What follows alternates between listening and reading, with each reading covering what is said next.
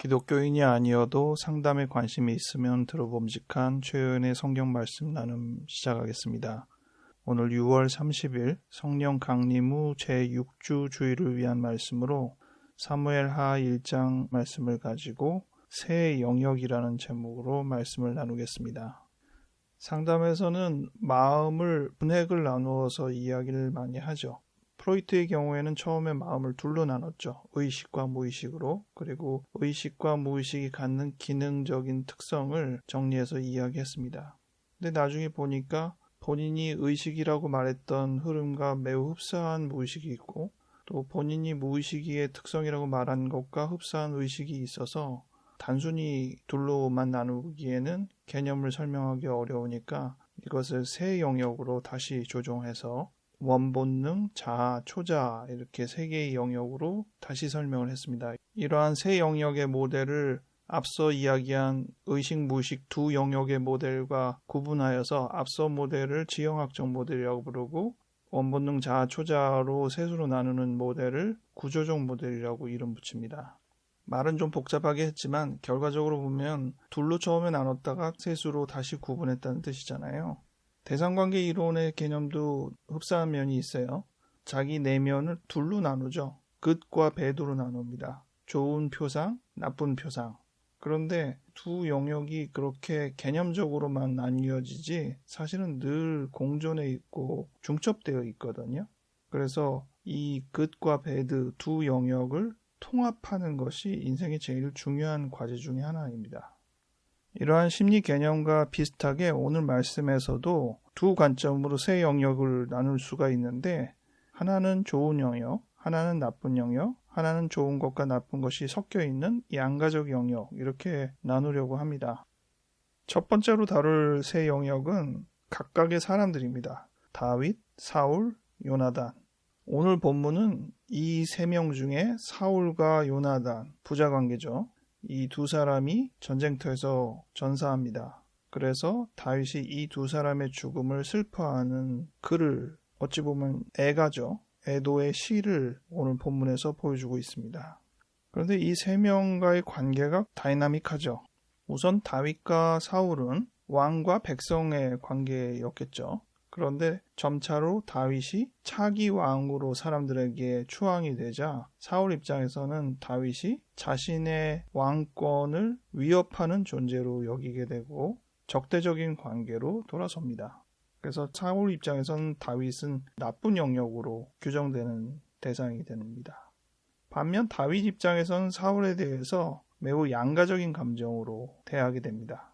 기본적으로 자기를 죽이려고까지 할 정도로 나쁘게 대하는 사람이니까 당연히 다윗은 사울에 대해서 별로 좋은 감정을 가질 수가 없겠죠.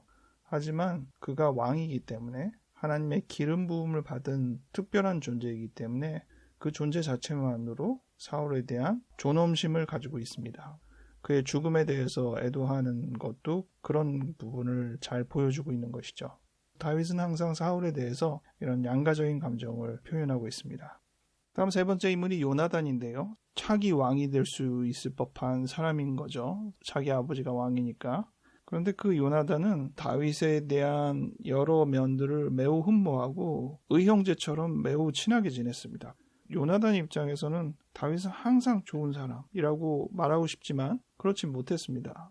왜냐하면 자기 아버지가 다윗을 죽이려고 할 정도로 심각하게 반발심을 가졌기 때문에 아들 입장에서 무조건 다윗을 두둔만 할 수는 없는 거예요.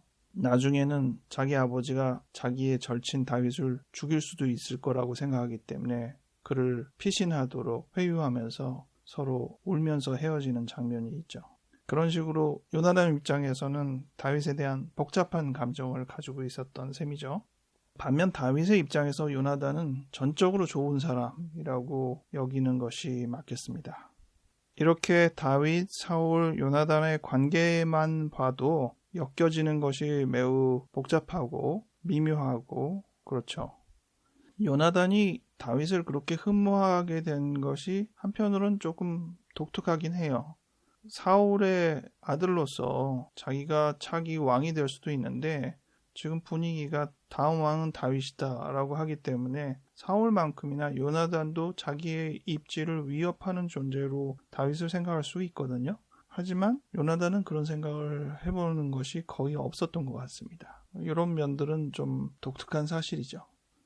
새 영역을 또 볼 수 있는 부분이 지명에 의한 새 영역입니다. 이스라엘, 블레셋, 아말렉. 다윗, 사울, 요나단의 관계처럼 미묘한 관계들을 잘 볼 수 있는 특성이 있습니다. 일단 이스라엘은 다윗 입장에서는 자기 고국입니다.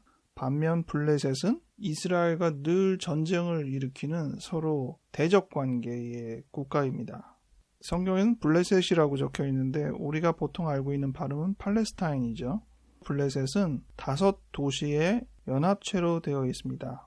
오늘 배경이 되는 그림에 블레셋의 5지역이 잘 표시되어 있는데 이 지중해 바다 쪽을 기준으로 보면 남쪽에서부터 3도시가 보입니다. 가자, 아스글론, 아스돗. 가자는 지금도 팔레스타인의 대표적인 지역으로 우리가 늘 뉴스에서 접하는 바로 거기입니다. 팔레스타인이 이스라엘과 앙숙 역사도 굉장히 오래됐다는 것을 알 수 있죠. 요 바닷가 지역 3개보다 내륙 쪽에 지도상으로는 오른쪽이죠. 동쪽에 해당되는 지역으로 가드, 에글론이 있습니다. 지도에서 보듯이 팔레스타인과 이스라엘은 서남쪽과 북동쪽의 영역으로 서로 대치하고 있는 상황이고 이 경계지역에서 상당히 많이 전쟁이 일어난 것으로 볼 수 있습니다. 그런데 사울이 다윗을 죽이려고 하니까 다윗이 최종적으로 이 블레셋 지역 중에 한 곳인 가드 지역으로 도망을 갑니다. 이 사무엘하 1장 본문 당시에는 다윗이 자기 고향을 떠나 적국의 한 영역인 가드 지역에서 자기 신변을 보호하며 살고 있는 입장인 겁니다. 우리나라식으로 말하면 남한 사람이 지금 북한으로 도망가서 한 지역에서 신변 보호를 받으며 살고 있는 셈이죠. 지난주에 말씀 나눔했던 골리앗이 이 가드 지역 사람입니다. 그러니 지금 다윗의 입장에서 얼마나 참 독특한 자리 위치를 차지하고 있는지 생각하게 되죠. 자기가 죽인 적장의 땅, 가드에 자기의 목숨을 보존하기 위해서 사울로부터 피해 거기에 있는 거예요. 심지어 블레셋 지역들이 합쳐서 이스라엘을 치려고 했을 때 다윗과 그 일행도 블레셋 진영에서 전쟁터에 참여하려고 했습니다. 물론 속내는 이스라엘을 치는데 찬성하기 위해서 거기 있었던 건 아니었지만 어쨌든 그런 식으로 위치를 했었던 거예요. 그만큼 지금 다윗의 입장에서 블레셋 진영에 있다라는 이 미묘함, 이 지형들을 생각할 때 양가적인 감정, 좋은 감정, 나쁜 감정 이런 부분들을 따질 때 상당히 독특한 표상이 될 거라고 봅니다. 또 하나의 지형은 아말렉이었죠. 예나 지금이나 늘 적이에요. 나쁜 존재인 거죠. 이스라엘에 있었을 때에도 아말렉은 나쁜 존재가 되고 블레셋에 가서도 아말렉은 나쁜 존재. 아말렉이 실제로 블레셋을 침공하기도 했기 때문에 다윗은 블레셋 사람과 자기 가족을 보호하기 위하여 아말렉과 전쟁한 내용이 나와 있습니다. 또 오늘 본문 이 사무엘하 1장에서도 이 아말렉의 이름이 등장하는데 아말렉 사람 한 사람이 다윗 앞에 나타났어요. 아주 허름한 행색을 하고 나타나는데 세번역에서는 이 허름한 행색이 누군가 죽어서 애도하는 행색이라고 표현되어 있습니다. 이 아말렉 사람이 전달한 소식이 바로 사울과 요나단이 전쟁터에서 죽었다는 소식이고 심지어 그 사울을 자기가 죽였다고 말을 하는 겁니다. 물론 죽이고 싶어서 죽인 건 아니고 사울이 전쟁터에서 거의 목숨이 이제 유지하기 어려운 상황이니까 대신 죽여달라고 해서 자기가 죽였다고 설명을 합니다.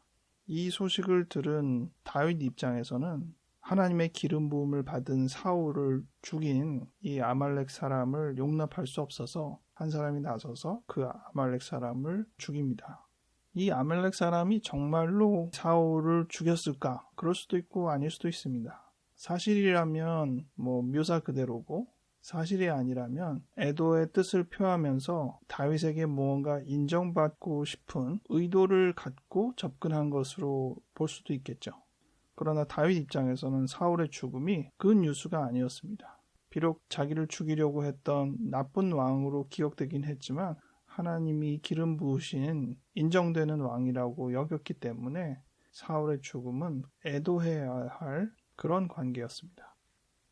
오늘 제가 세 영역으로 두 가지 부분을 이야기했어요. 첫 번째 세 영역은 사람 이름으로 등장하는 다윗, 사울, 요나단이고, 두 번째 세 영역은 지형으로 볼 수 있는 이스라엘, 블레셋, 아말렉입니다.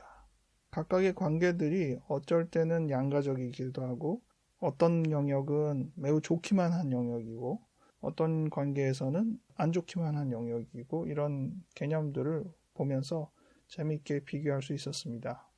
이스라엘 팔레스타인 전쟁이 지금 벌어지고 있기 때문에 역사적인 상황에서 팔레스타인과 이스라엘 관계를 생각해 볼 수 있는 부분이기도 했습니다.